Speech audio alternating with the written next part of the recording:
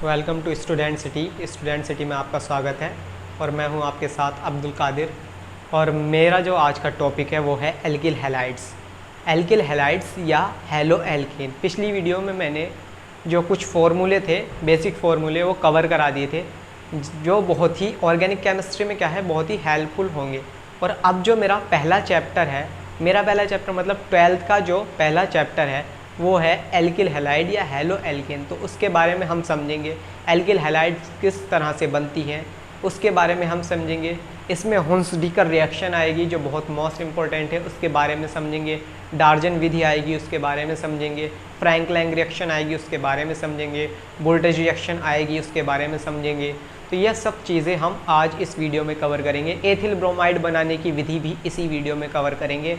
उसके रासायनिक गुण क्या है, उसके भौतिक गुण क्या है, इसका उपयोग क्या होता है, ये सब चीज़ें हम इस वीडियो में कवर करेंगे। तो चलिए एल्किल हैलाइड्स को समझते हैं। एल्किल हैलाइड्स क्या है? देखिए, एल्किल हैलाइड्स के लिए मैं सबसे पहले एक फॉर्मूला लिख देता हूँ, बेसिक RX। ठीक है, RX में मैंने बताया था पिछली वीडियो में कि RX जो है वो एल्किल हैलाइड को रिप्रेजेंट करता है। R का मतलब होता है एल्किल ग्रुप, एल्किल ग्रुप, और इसका X का मतलब होता है हैलाइड ग्रुप, हैलाइड ग्रुप। और यदि एल्केन के किसी भी गैस में से, एल्केन की किसी भी अगर गैस हो, उसमें से अगर हाइड्रोजन रिप्लेस कर दिया जाए और उसकी जगह हैलोजन एटम ले लिया जाए तो एल्किल हैलाइड प्राप्त होता है। एक बेसिक चीज़ है। फॉर एग्जांपल देख लेंगे, जैसे C2H6 प्लस Br2, ये एक एथेन गैस है, एथेन गैस है। ठीक है, अब एथेन गैस की हम Br2 से रिएक्शन करा रहे हैं तो C2H5Br प्लस HBr। ठीक है, तो इसमें क्या है, एक हाइड्रोजन Br से रिप्लेस हुआ है, C2H6 था 5 हुआ, और यहाँ पर Br यहाँ पर आ गया एक, और एक H के साथ HBr यहाँ पर निकल गया। तो एक हाइड्रोजन रिप्लेस हुआ है हैलोजन के एक एटम से, तो बना है हमारा एथिल ब्रोमाइड, यानी एक एल्किल हैलाइड ग्रुप का एक part, which is the part of alkyl halide. Alkyl halide group का एक पार्ट बना है एथिल ब्रोमाइड। तो इस तरह से जो इसकी डेफिनेशन होगी एल्किल हैलाइड की या हेलो एल्केन की, वो डेफिनेशन क्या होगी? डेफिनेशन ये होगी कि एल्केनों के हैलोजन व्युत्पन्न, मतलब एल्केनों के हैलोजन व्युत्पन्न एल्किल हैलाइड कहलाते हैं। Alkyl halides also known as halo alkane in which hydrogen atoms have been replaced by halogen atom। ठीक है, मतलब जो हैलोजन एटम है वो एल्केन के हाइड्रोजन एटम को रिप्लेस कर देगा और उसकी जगह पर अपना स्थान ले लेगा, तो एल्किल हैलाइड प्राप्त हो जाएगी, जैसा कि मैंने अभी रिएक्शन में दिखाया। ठीक है, अब एल्किल हैलाइड बनती कैसे है, किस तरह से एल्किल हैलाइड बनती है, RX किस तरह से बनते हैं, ये देखेंगे। तो जो हमारा एल्किल हैलाइड है उसे बनाने के लिए एल्कोहलों से भी बनती है। पिछली जो हमारी जो 11वीं का चैप्टर है उसमें एल्कीन और एल्काइन है, तो एल्कीन और एल्काइन से भी बनती है। और हमारी जो मोनोकार्बोक्सिलिक एसिड है जो हम बाद में पढ़ेंगे, उनसे भी बनती है। बहुत सारी चीज़ों से क्या है, एल्किल हैलाइड बनती है। इसके अलावा हम देखेंगे इसमें हुन्स-डीकर रिएक्शन है, इसमें डार्जन विधि है, C2H5Br कैसे बनती है, एथिल ब्रोमाइड, विलियमसन संश्लेषण क्या है, ये सब चीज़ें हम कवर करेंगे इसमें। तो अब हम देख लेते हैं। ठीक है, तो सबसे पहले हम देखते हैं एल्कोहलों से एल्किल हैलाइड का निर्माण। ठीक है, तो लिखेंगे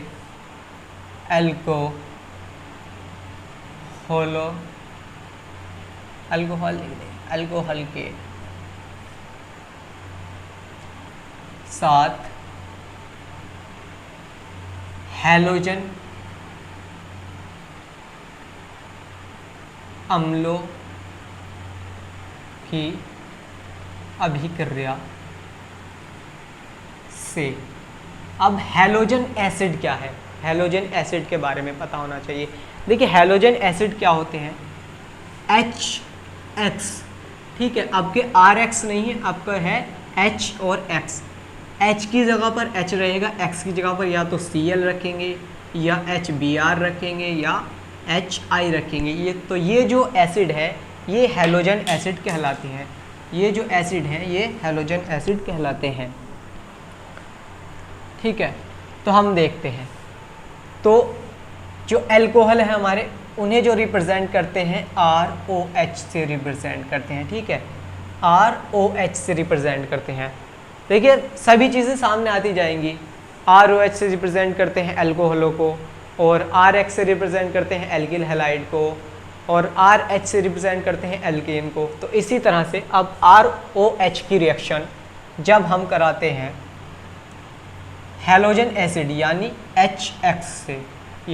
HX से कॉन्सनट्रेट H2SO4 की उपस्थिति में या फिर ZnCl2 की उपस्थिति में, ठीक है, कॉन्सनट्रेट H2SO4 सल्फ्यूरिक एसिड की उपस्थिति में या जिंक क्लोराइड की उपस्थिति में।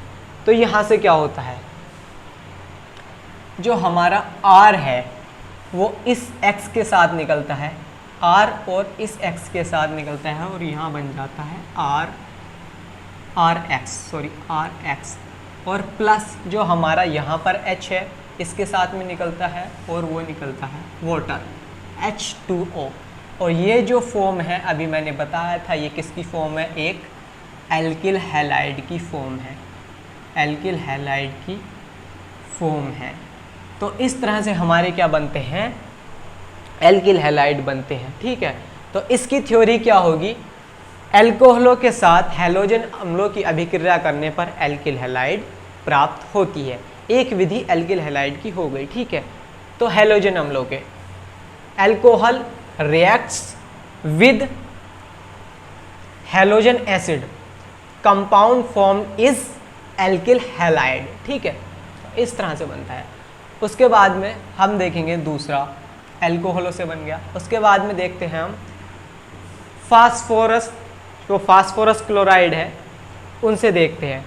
तो फास्फोरस पेंटाक्लोराइड से बनता है, और पूरी जो रिएक्शन है एल्कोहलों की रिएक्शन, ROH की रिएक्शन फिर PCl5 से करते हैं। ये पूरी केमिस्ट्री में सबसे हल्की रिएक्शन है, ठीक है।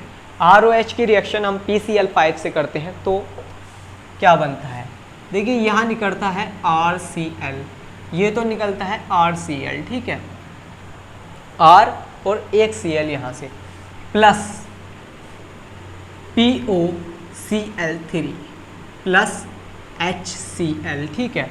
तो यहाँ पर बना है एल्किल क्लोराइड, एल्किल, R तो है एल्किल और Cl क्लोराइड है। इसे हैलाइड नहीं कह सकते, इसे क्लोराइड कहेंगे क्योंकि यहाँ पर Cl है। तो फॉर्म क्या है, फॉर्मेशन वही है, RX वाली फॉर्मेशन है। तो इसीलिए ये क्या है, एक एल्किल हैलाइड का पार्ट है, which is the part of alkyl halide. तो एल्कोहलों की अभिक्रिया PCl5 से करने पर एल्किल हैलाइड प्राप्त होते हैं, ठीक है। तो इस तरह से हम दो तरीके से एल्कोहल से एल्किल हैलाइड प्राप्त कर सकते हैं। अब तीसरी क्या है, ठीक है।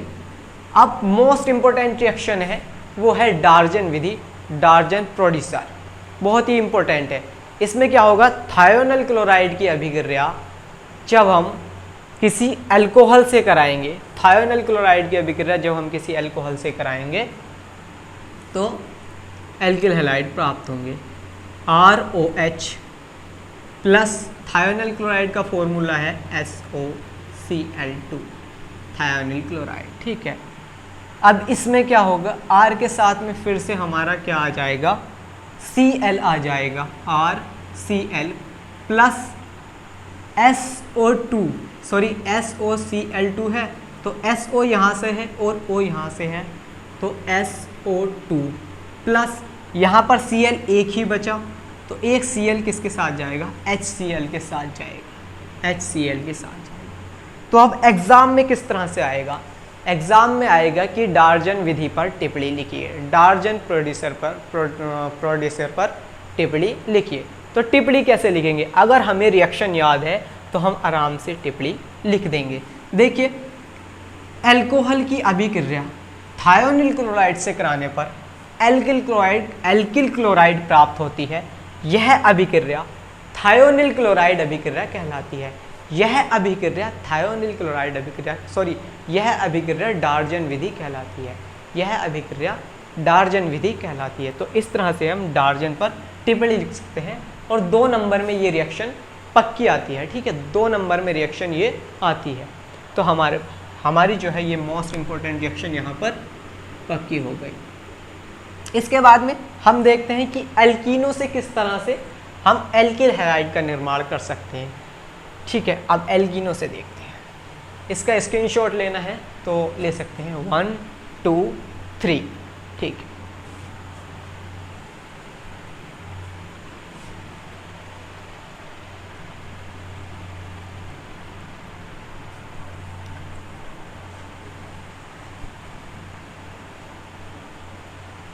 तो हमने जो अभी देखा है, हमने देखा एल्कोहलों की अभिक्रिया हैलोजन एसिड से कराई है तो हमें एल्किल हैलाइड प्राप्त हुआ है और जल उसके साथ में निकला है। उसके बाद में हमने देखा है एल्कोहल की अभिक्रिया PCl5 से कराई है, फास्फोरस पेंटाक्लोराइड। PCl5 का जो नाम है वो फास्फोरस पेंटाक्लोराइड है। पेंटा इसलिए है क्योंकि Cl5 है और 5 के लिए लगाते हैं पेंटा और P मतलब फास्फोरस। तो फास्फोरस पेंटाक्लोराइड की अभिक्रिया जब हमने कराई एल्कोहल से तो हमें प्राप्त हुआ एल्किल क्लोराइड और उसके साथ में POCl3 और उसके साथ में HCl। POCl3 का नाम है फास्फोरिल क्लोराइड। वो मैं लिखना भूल गया था, लिखा नहीं पाया। ठीक है, उसके बाद में हम बात करते हैं एल्कीन की। तो एल्कीन क्या होते हैं हमने पढ़ा है 11वीं 12वीं में, जिसके डबल बॉन्ड लगता है जब कार्बन कार्बन के बीच, तो एल्कीन बनते हैं ऑर्गेनिक केमिस्ट्री में। तो RCH डबल बॉन्ड CH2। ठीक है, ये है। इसके साथ में जो हम रिएक्शन करते हैं HX की। ठीक है, तो इसमें मार्कोनिकॉफ रूल रखता है। मार्कोनिकॉफ रूल वो भी हमने कब पढ़ा था? वो भी 11वीं क्लास में पढ़ा था, क्योंकि 11वीं क्लास में था अनसेचुरेटेड वाला चैप्टर और ये अनसेचुरेटेड एसेंट्रप हाइड्रोकार्बन का एक पार्ट है। ठीक है, तो इसमें क्या होगा, मार्कोनिकॉफ का जो रूल कहता है कि हैलोजन परमाणु उस कार्बन श्रृंखला पर लगता है जहां पर हाइड्रोजन की संख्या सबसे कम होती है। तो RCH और यहाँ पर हमारा X आएगा और ये CH2 जो भी क्या है एक एल्किल हैलाइड की फॉर्मेशन है।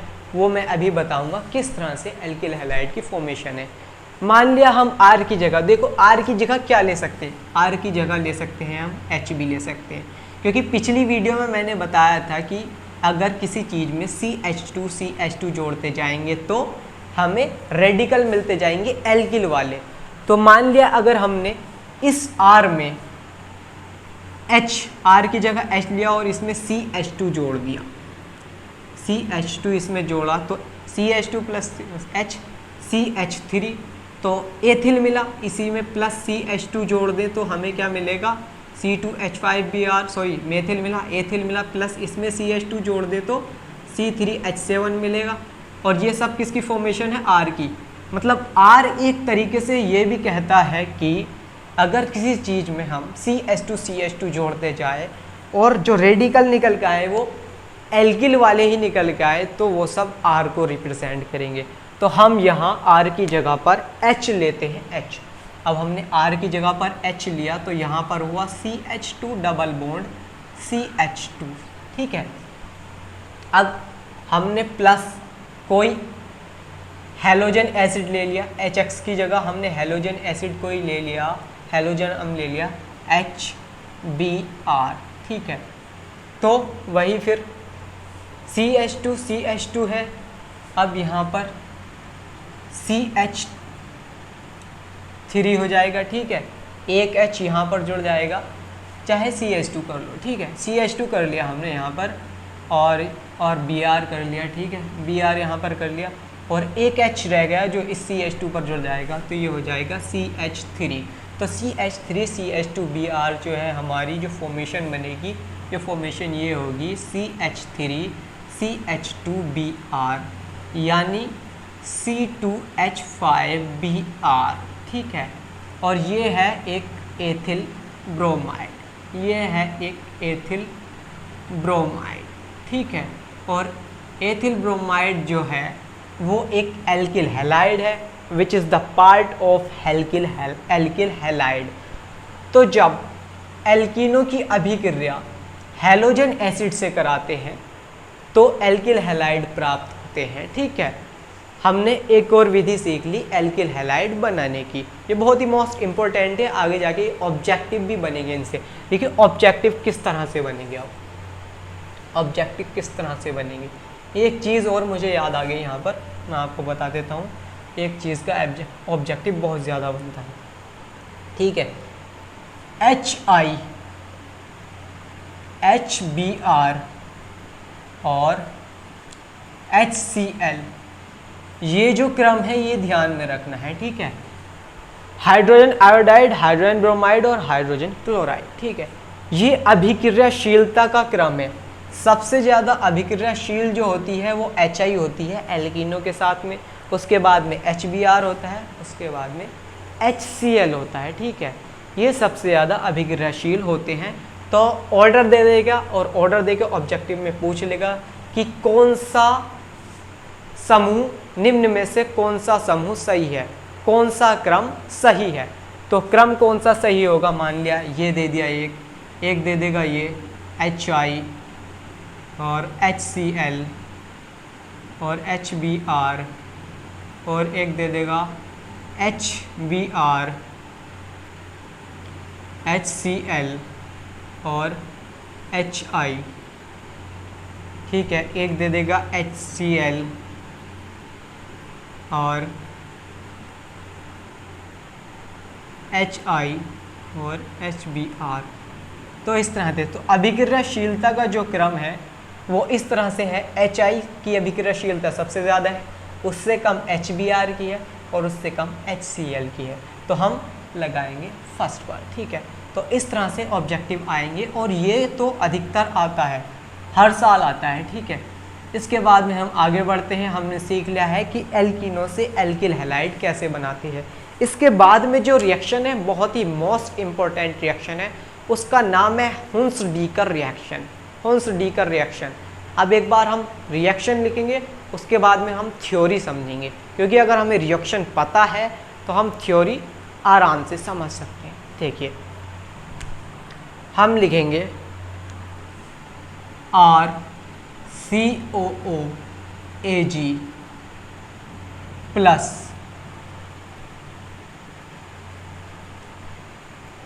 Br2CCl4 carbon tetra chloride. अब यहाँ पर जो बनेगा हमारा, ये तो बनेगा RBr, ठीक है, प्लस ये हमारा CO2 निकलेगा प्लस AgBr बनेगा। इसका जो नाम है, इसका नाम है मोनोकार्बोक्सिलिक एसिड का सिल्वर लवण। इसका जो नाम होगा, इसका होगा नाम मोनोकार्बोक्सिलिक एसिड का सिल्वर लवण। देखिए मोनो एक के लिए आता है, ठीक है, मोनो आता है एक के लिए। कार्बोक्सिलिक एसिड का जो ग्रुप है वो COOH है, COOH है, सॉरी, जैसे अल्कोहल का है OH, ठीक है। तो ऐसी कार्बोक्सिलिक एसिड का जो प्रतीक है वो है COOH, ठीक है। अगर इसमें R लगा देते हैं तो मोनोकार्बोक्सिलिक एसिड, ठीक है। उसके बाद में अगर डबल R लगा देते हैं तो हो जाता है डाई कार्बोक्सिलिक एसिड, और 3 R आ जाएंगे तो ट्राई कार्बोक्सिलिक एसिड। इस तरह से होता है, ठीक है।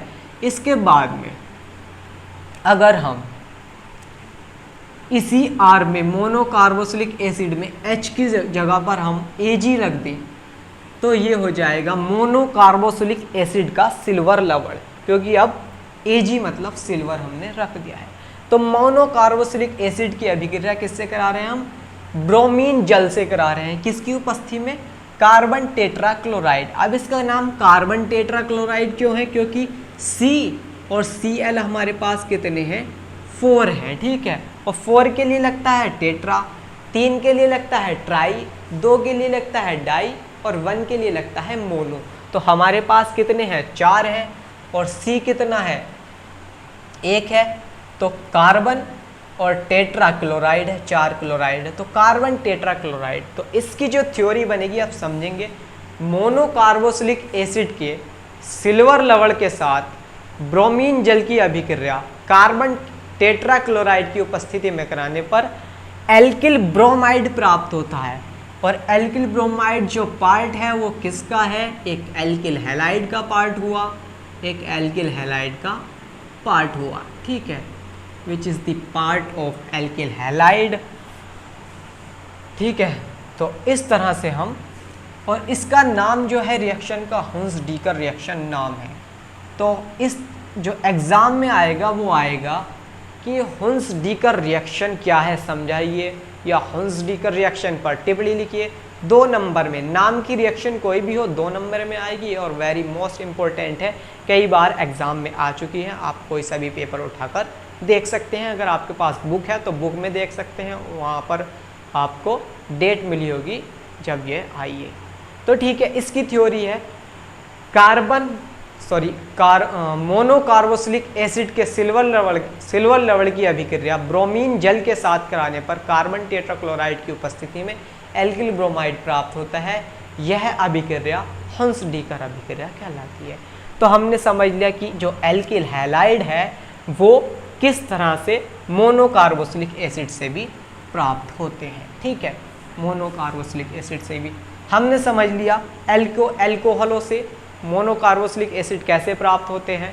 हमने समझ लिया एल्कोहलों से एल्किल हैलाइड कैसे प्राप्त होते हैं। हमने समझ लिया कि एल्कीन से एल्किल हैलाइड कैसे प्राप्त होते हैं। हमने समझ लिया कि मोनोकार्बोक्सिलिक एसिड का जो सिल्वर लवण है उससे भी एल्किल हैलाइड प्राप्त होता है। अब समझेंगे हम एल्केन से एल्किल हैलाइड प्राप्त होना, ठीक है। एल्केन से एल्किल हैलाइड कैसे प्राप्त होगा, हम एल्केन से ले लेते हैं एक C2H6 जो सबसे शुरू में हमने समझाई थी। C2H6 की अभिक्रिया Br2 से हम कराते हैं तो क्या बनता है, C2H5Br और प्लस HBr प्लस में HBr। तो इस तरह से हम एल्केनों से एल्किल ब्रोमाइड प्राप्त कर सकते हैं, ठीक है। अब बात क्या है, ये मैंने रिएक्शन इसलिए लिखी है क्योंकि इसकी भी क्या आती है, ऑब्जेक्टिव में ऑर्डर आती है। ऑर्डर किस तरह से आती है, इस तरह से वो दे देगा कि Cl2 Br2 I2 और दे देगा Cl2 Br2 I2। अभिक्रियाशीलता का बढ़ता हुआ क्रम बताना होगा। इसमें अभिक्रियाशीलता का इसी तरह से 4 ऑप्शन दे देगा। इसमें बताना होगा कि इनकी अभिक्रियाशीलता का बढ़ता हुआ क्रम बताना है कि सबसे ज़्यादा अभिक्रियाशील कौन है। तो सबसे ज़्यादा अभिक्रियाशील कौन है, ये बिल्कुल राइट है, ठीक है। क्लोरीन इसमें सबसे ज़्यादा अभिक्रियाशील है, उसके बाद में ब्रोमीन है, उसके बाद में आयोडीन है, ठीक है। तो इस तरह से हम इस ऑर्डर को भी ऑब्जेक्टिव में टिक लगा सकते हैं। 1 नंबर का ऑब्जेक्टिव हमारा बन सकता है, ठीक है। 1 नंबर का होता है या 2 नंबर का होता है ये तो ऑब्जेक्टिव मुझे पता नहीं, क्योंकि 12 का एग्ज़ाम एक ज़माना हो गया देव हुए। तो इस तरह से हम एल्किल हैलाइड प्राप्त कर सकते हैं। अब हम बात करते हैं एक मोस्ट इम्पोर्टेंट टॉपिक की, जिसका नाम है C2H5Br। C2H5Br एथिल ब्रोमाइड है। इसका IUPAC नाम क्या होता है, इसे किस तरह से बनाते हैं, इसके रासायनिक गुण क्या होते हैं, इसके भौतिक गुण क्या होते हैं, ये सब हम समझेंगे अभी यहीं पर, ठीक है।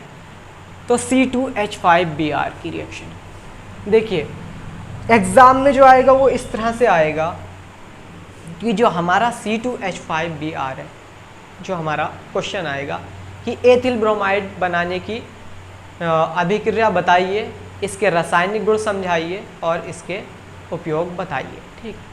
तो हम क्या करेंगे, सबसे पहले हमें एग्ज़ाम में कुछ नहीं करना। सबसे पहले जब भी हम करेंगे C2H5Br सूत्र लिखेंगे, सूत्र C2H5Br। सबसे पहले हम कुछ नहीं करेंगे, सूत्र लिखेंगे। सूत्र लिखने के बाद में हम इसके लिखेंगे स्ट्रक्चर। स्ट्रक्चर को हिंदी में क्या कहते हैं? स्ट्रक्चर, संरचना सूत्र। ठीक है, स्ट्रक्चर को कहते हैं संरचना सूत्र। ठीक है, इसका हम संरचना सूत्र बना लेंगे। एक कार्बन यहाँ पर, एक कार्बन यहाँ पर है। ठीक है, H5 है तो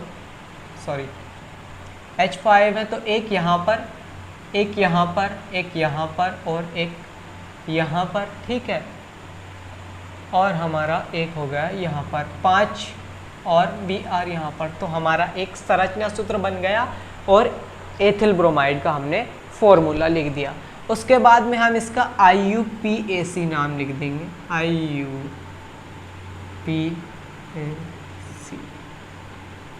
ठीक है, IUPAC नाम हम कैसे लिखेंगे? देखो, इसका जो IUPAC नाम है वो है ब्रोमो एथेन।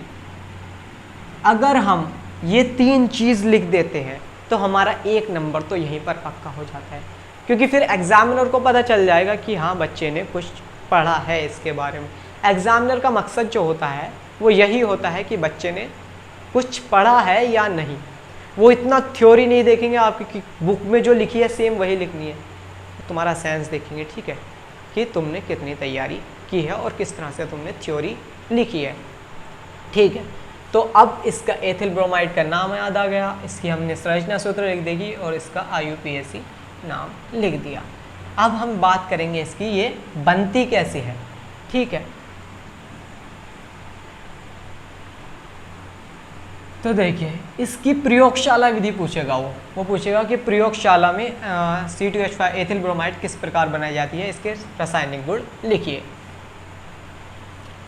तो पहले रिएक्शन लिखेंगे फिर थ्योरी को समझेंगे, वही पहले वाला process. C2H5Br plus C2H5Br H2SO4 plus KBr, तो ये आ जाएगा KHSO4 प्लस HBr। ठीक है, उसके बाद में हम C2H5OH की रिएक्शन करा देंगे HBr से और ये हमारा बन जाएगा C2H5Br प्लस H2O। देखो एक H यहाँ से निकला और ये इस तरह से H2O बना लिया और C2H5Br यहाँ पर रह गया। KHSO4 में KH एक रह गया क्योंकि एक H Br के साथ में निकल जाएगा, तो KHSO4 और HBr। तो इस तरह से, तो इसकी जो थ्योरी लिखेंगे वो इस तरह से लिखेंगे। सल्फ्यूरिक एसिड की अभिक्रिया KBr से कराते हैं जिसमें HBr प्राप्त होते हैं। अगर हमें नाम लिखना है तो सल्फ्यूरिक एसिड की अभिक्रिया पोटेशियम ब्रोमाइड से कराते हैं। K मतलब पोटेशियम, Br मतलब ब्रोमाइड, पोटेशियम ब्रोमाइड से कराते हैं। इसमें हमें HBr प्राप्त होता है। HBr की अभिक्रिया C2H5OH से कराने पर एथिल ब्रोमाइड प्राप्त होता है। ये थ्योरी हमें लिखनी होती है। ठीक है, अगर हमें रिएक्शन पता है तो हम थ्योरी बहुत ही आसानी से लिख देंगे। तो लेकिन पहले लिखनी थ्योरी होती है। ठीक है, प्रयोगशाला विधि डालेंगे हेडिंग, उसमें लिखेंगे थ्योरी कि H2SO4 की अभिक्रिया KBr से कराने पर HBr प्राप्त होता है, जिसकी अभिक्रिया C2H5OH से कराने पर एथिल ब्रोमाइड प्राप्त होता है। ठीक है, इतना लिखने के बाद में थ्योरी थोड़ी सी बढ़ा दो, थोड़ा सा पढ़ के जाओ अच्छे से और भी करो। उसके बाद में रासायनिक गुण के बारे में वो पूछेगा कि तथा इसके रासायनिक गुण भी लिखिए। तो इसके कम से कम 4 रासायनिक गुण तो हमें देने होंगे। रासायनिक गुण क्या होते हैं? मतलब दूसरे कंपाउंड से किस तरह से रिएक्शन करता है। अब इसी बारे में समझेंगे। सबसे पहले हम इसकी रिएक्शन देखते हैं, फ्रैंकलिन रिएक्शन करके देख लेते हैं। वैसे तो मैंने कराई है, एक बार और देख ले। देखो C2H5Br, पहले वही रिएक्शन लिखेंगे। C2H5Br की रिएक्शन प्लस Zn से कराते हैं प्लस C2H5Br 2। ठीक है, तो हमें जो प्राप्त होता है C2H5 प्लस ZnBr2। ठीक है, ये जो C2H5 है, C2H5 है, दोनों एक जगह पर जुड़ जाएंगे और इसकी Zn की जो रिएक्शन होगी वो यहाँ से हो जाएगी, ठीक है, इतना पार्ट Zn। तो ZnBr2 C2H5 C2H5 और C2H5 जो होते हैं C4H10। C4H10 यानी एक गैस है और गैस का नाम है, ये एक गैस है और गैस का नाम है ब्यूटेन, गैस का नाम है ब्यूटेन, ठीक है, जो कि एक एल्कीन है। तो लिखेंगे एथिल ब्रोमाइड जिंक के साथ अभिक्रिया करके एन ब्यूटेन बनाती है, यह अभिक्रिया फ्रैंक-लैंग अभिक्रिया कहलाती है। और ऐसे भी आ सकता है कि फ्रैंक-लैंग पर टिप्पणी लिखिए, तो फ्रैंक-लैंग पर टिप्पणी किस तरह से लिखेंगे वो मैं बताऊंगा। तो फ्रैंक-लैंग पर जो टिप्पणी होगी वो इस तरह से होगी कि एल्किल हैलाइड, क्योंकि C2H5Br जो है एक एल्किल हैलाइड है, तो एल्किल हैलाइड की अभिक्रिया Zn से करने पर, जिंक से करने पर क्या प्राप्त होता है, एक ब्यूटेन है जो कि एक एल्केन है, एल्केन प्राप्त होते हैं। यह अभिक्रिया फ्रैंक-लैंग अभिक्रिया कहलाती है, ठीक है। इसके बाद में हम इसका अपचयन देख लेते हैं, ठीक है।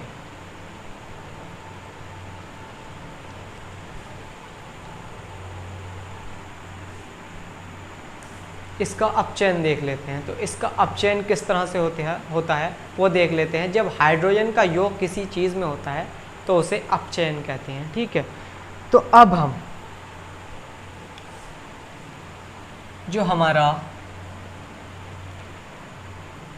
अपचयन है C2H5Br के साथ में, वो कुछ इस तरह से होता है।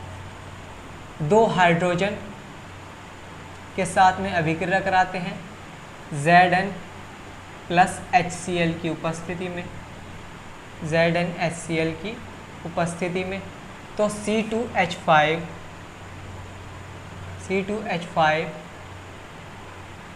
C2H6 हो जाता है और प्लस HBr निकल जाता है, ठीक है। C2H6 मतलब कैसे, एक H यहाँ से निकलेगा 5 में जुड़ेगा C2H6 और एक H यहाँ से HBr, क्योंकि H कितने हैं, 2 हैं, HBr। तो हाइड्रोजन ब्रोमाइड और ये एक एथेन बनता है, ठीक है। तो जो थ्योरी होगी वो होगी C2H5Br की अभिक्रिया या C2H5Br का अपचयन कराने पर एथेन प्राप्त होती है, एथिल ब्रोमाइड का अपचयन कराने पर एथेन प्राप्त होती है, ठीक है। यह अभिक्रिया Zn और HCl की उपस्थिति में होती है। अब ये जो H आया है ये मैं समझाना चाह रहा हूँ आपको कि ये H कहाँ से आया। देखो ये जो हमने उपस्थिति रखी है ना इसकी, तो Zn प्लस HCl अगर करते हैं तो Zn पर 2 पॉजिटिव चार्ज होते हैं, इसीलिए वो उसकी जो बैलेंसी होती है 2 होती है। तो Zn जो होगा Cl2 होगा, और जब Cl2 होगा तो यहाँ हमें 2 Cl करने पड़ेंगे, और जब 2 Cl करेंगे तो हाइड्रोजन भी हमारे पास 2 होंगे, 2H हाइड्रोजन होंगे, और इन 2 हाइड्रोजन को से ही अभिक्रिया करके C2H5Br C2H6 एथेन प्राप्त होता है, ठीक है। तो इस तरह से जो है इसका अपचयन होता है। इसका स्क्रीनशॉट ले लीजिएगा 1 2 3, क्योंकि बहुत ही मोस्ट इम्पोर्टेंट है, ठीक है। तो इसके बारे में हमने समझ लिया, हमें 2 रिएक्शन हमने समझ ली। Number 1 Frankland reaction, number 2 C2H5Br का अपचयन। लगभग 4 तो रासायनिक गुण लिखने ज़रूरी होते हैं एग्ज़ाम में, लेकिन हम तो बहुत सारे करेंगे क्योंकि और तरीके से आ सकते हैं। एकदम नाम से ही पूछ लेगा कि क्या होता है जब इसकी रिएक्शन इससे कराते हैं, इस तरीके से पूछ सकता है। तो हमें सारे रासायनिक गुण एथिल ब्रोमाइड के करने हैं। अगला रासायनिक गुण क्या होगा, ठीक है। अब हम देखते हैं C2H5OH की KOH से रिएक्शन या क्षारों से रिएक्शन। तो चलिए क्षारों से रिएक्शन करके देखते हैं। क्षारों के साथ अभिक्रिया, क्षार मतलब बेस जो बेस होते हैं ना, उनके साथ अभिक्रिया।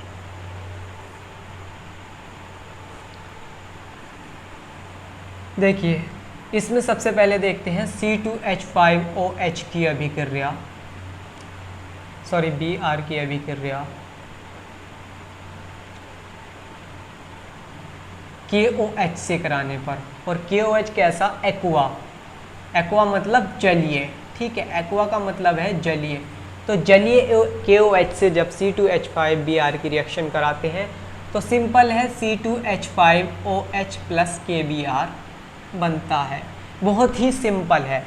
तो KOH की रिएक्शन जब एक एक्वा KOH से C2H5Br की रिएक्शन कराते हैं तो C2H और प्लस KBr निकलता है। तो इस तरह से थ्योरी लिख देंगे कि एथिल ब्रोमाइड की अभिक्रिया एक्वा KOH से कराने पर एथिल अल्कोहल प्राप्त होता है, ठीक है।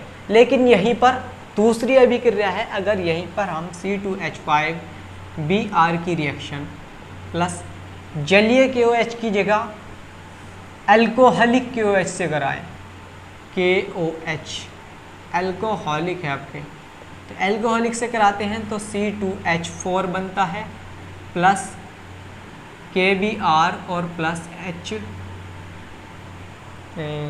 H2O निकलता है, ठीक है, H2O निकलता है। तो ये किस तरह से होती है? देखिए C2 और एक हाइड्रोजन यहाँ से रिप्लेस होगा और इसके साथ में जुड़ेगा H2O के साथ में, ये जुड़ा है, ठीक है। उसके बाद में एक हाइड्रोजन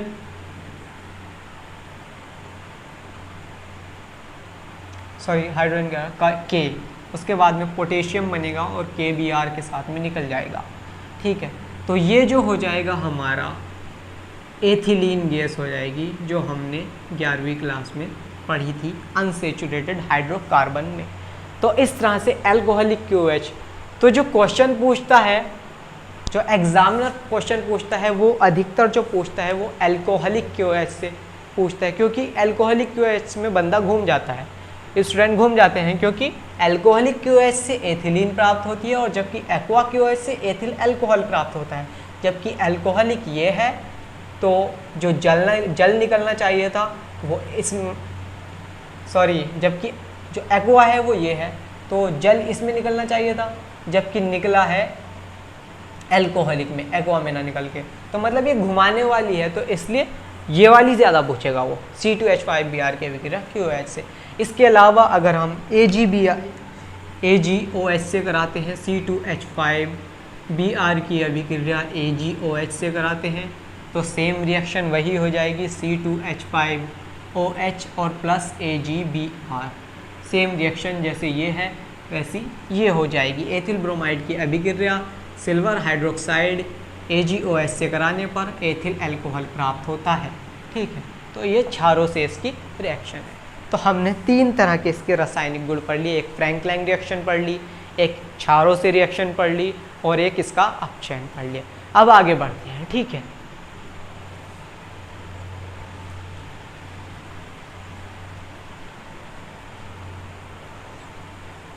इसके बाद में जो हमारी रिएक्शन है वो है KCN से अभिक्रिया, ठीक है। KCN कैसा है? जलीय अल्कोहलिक, मतलब उसमें जल भी है और अल्कोहल भी है। तो उससे रिएक्शन किस तरह से होगी? तो KCN से अभिक्रिया C2H5Br की अभिक्रिया KCN से कराते हैं तो C2H5CN प्लस KBr, KCN है पोटेशियम साइनाइड। तो पोटेशियम साइनाइड की अभिक्रिया जलीय अल्कोहलिक, ये क्या है? एक्वा भी है और अल्कोहलिक भी है, तो जलीय अल्कोहलिक KCN की अभिक्रिया एथिल ब्रोमाइड से कराने पर एथिल साइनाइड बनता है। इस तरह से हम एक और रासायनिक गुण लिख सकते हैं। 4 हमारे रासायनिक गुण हो गए और 4 ही अधिकतर लिखने होते हैं अगर क्वेश्चन आता है तो 5 नंबर का क्वेश्चन आएगा। एथिल ब्रोमाइड बनाने की विधि लिखेंगे, उसके रासायनिक गुण में हम लिखेंगे 4 गुण और इसके बाद में हम लिखेंगे इसके उपयोग। ये चीज़ें हमें लिखनी होती है अगर क्वेश्चन पूरा आता है कि एथिल ब्रोमाइड बनाने की विधि बताइए तथा इसके रासायनिक गुण और उपयोग भी लिखिए, अगर 5 नंबर में क्वेश्चन आता है तो, ठीक है। इसके बाद में हम बात करेंगे AgCN की, ठीक है। तो AgCN भी कैसा होगा, AgCN भी जो हमारा होगा वो एक्वा और अल्कोहलिक होगा, एक्वा भी होगा और अल्कोहलिक भी होगा, ये लिखनी होती है, ठीक है। तो इससे अभिक्रिया कराएंगे C2H5Br की, और C2H5Br की जब इससे रिएक्शन कराएंगे हम तो यहाँ पर उल्टा होगा, C2H5Br सॉरी NC, CN की जगह यहाँ पर NC प्लस AgBr, और वो साइनाइड था तो ये होगा आइसोसाइनाइड, एथिल एथिल वो था साइनाइड, ये बना है एथिल आइसोसाइनाइड, ये है एथिल आइसोसाइनाइड। ये भी मोस्ट इंपॉर्टेंट है क्योंकि घुमाने वाली चीज़ें एग्जाम में ज़्यादा पूछते हैं, वो देखता है कि बच्चे ने कितना डीपली अपनी तैयारी की है, ठीक है। तो इसमें लिखेंगे एथिल ब्रोमाइड की अभिक्रिया एक्वा अल्कोहलिक AgCN से कराने पर एथिल आइसोसाइनाइड प्राप्त होता है, ठीक है। Ethyl bromide reacts with aqua alcoholic AgCN, compound form is ethyl isocyanide, ठीक है। इस तरह से ये होगी। इसके बाद में जो मोस्ट इम्पोर्टेंट रिएक्शन है वो है विलियमसन सिंथेसिस या विलियमसन संश्लेषण, विलियमसन सिंथेसिस या विलियमसन संश्लेषण, उसके बारे में हम जानेंगे। उसकी थ्योरी भी इसी तरह से आएगी। विलियमसन संश्लेषण अभिक्रिया पर टिप्पणी लिखिए, विलियमसन संश्लेषण अभिक्रिया क्या है, या फिर अभिक्रिया दे दी जाएगी क्या होता है जब सोडियम एथोक्साइड की अभिक्रिया एथिल ब्रोमाइड से कराते हैं, तो हमें बताना पड़ेगा कि ये होता है। तो इस तरह से हम विलियमसन संश्लेषण, विलियमसन सिंथेसिस की अभिक्रिया को समझेंगे। देखिए मैं रिएक्शन लिख देता हूँ, C2H5Br प्लस C2H5ONa, ये है विलियमसन संश्लेषण रिएक्शन की अभिक्रिया। तो C2H5Br सॉरी C2H5O C2H5 ये एक बना है हमारा कंपाउंड, और दूसरा बना है plus C2H5 sorry C2H5 NaBr NaBr यहाँ से उठा है, और C2H5 और C2H5O यहाँ से ये उठा है, C2H5O C2H5 प्लस NaBr, ठीक है। तो इसका जो नाम है डाई एथिल ईथर नाम है, इसका नाम है डाई एथिल ईथर,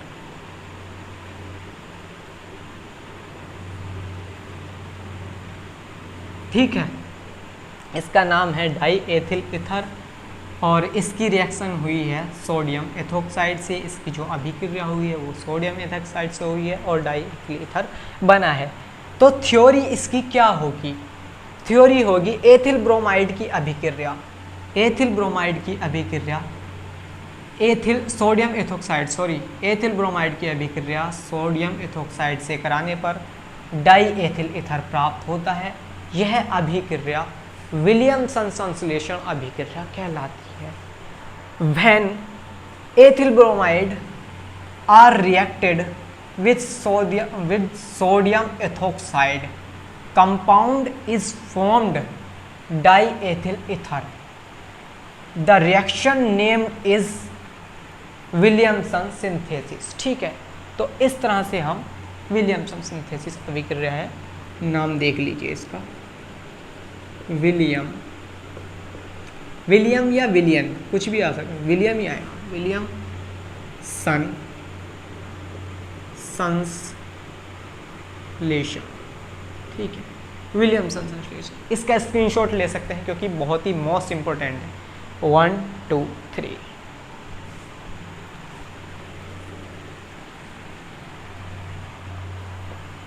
ठीक है। तो ये थी हमारी एथिल ब्रोमाइड। अब अगली बात क्या पूछेगा एग्जामिनर पूछेगा कि एथिल ब्रोमाइड जो काम आती है वो किस चीज़ में काम आती है, इसका यूज़ क्या है, इसका प्रयोग क्या है। तो सबसे पहली बात हम जो लिखेंगे, कोई भी कंपाउंड हो वो प्रयोगशाला में अभिकर्मक के रूप में ज़रूर यूज़ होता है। प्रयोगशाला में एक रिजेंट के रूप में ज़रूर यूज़ होता है। तो कम से कम 3 हमें उपयोग बताने होंगे उसके। तो 3 उपयोग क्या होंगे? सबसे पहला प्रयोगशाला में अभिकर्मक के रूप में, ठीक है। उसके बाद में हम लिख देंगे हमने बहुत सारी चीज़ें बनाई हैं इससे, C2H5Br से हमने बनाया है एथिल अल्कोहल। तो एथिल अल्कोहल बनाने में तो लिख देंगे एथिल अल्कोहल बनाने में use in formation of ethyl alcohol के निर्माण में, ठीक है। और किस में लिख देंगे? प्रयोगशाला में अभिकर्मक के रूप में, use in formation of reagent in practical lab, ठीक है। इस तरह से। और क्या बनाया हमने? डाई एथिल ईथर बनाने में इसका प्रयोग कर सकते हैं। C2H4 एथिलीन बनाने में। तो जो भी हमने कंपाउंड बनाए हैं इसका उपयोग उसमें लिख सकते हैं, C2H5Br इसमें लिख सकते हैं। होप ये आपको समझ में आया होगा ये टॉपिक, क्योंकि बहुत ही अच्छा टॉपिक था। और अगर आपको वीडियो पसंद आई है तो गाइज़ लाइक कीजिए, शेयर कीजिए, चैनल को सब्सक्राइब कीजिए। हमारा अगला चैप्टर जल्दी आपको मिलेगा। Thank you.